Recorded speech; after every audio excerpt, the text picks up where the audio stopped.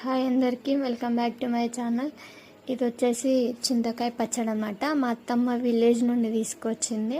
అంటే మా అత్తమ్మ వాళ్ళ మమ్మీ పెట్టిందనమాట. పెడితే అక్కడ నుండి తీసుకొచ్చింది. అయితే ఇది ఎలా చేసిందో నాకు కూడా ఐడియా లేదు, వీడియో తీయలేదు.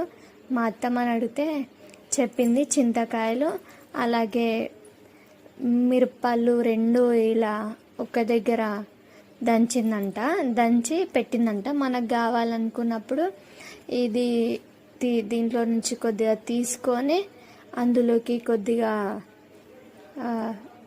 ఎల్లిపాయలు అండ్ అలాగే ధనియాలు వేసుకొని మిక్సీ పట్టేసుకోవాలంట.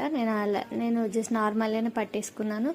అలా పట్టేసుకున్న తర్వాత అందులోకి మనము పోపు ఎలా పెట్టుకుంటామో జస్ట్ అలా నార్మల్గా పోపు పెట్టుకొని తింటే చాలా బాగుంటుందంట. మీరు కూడా ఒకసారి ట్రై చేయండి.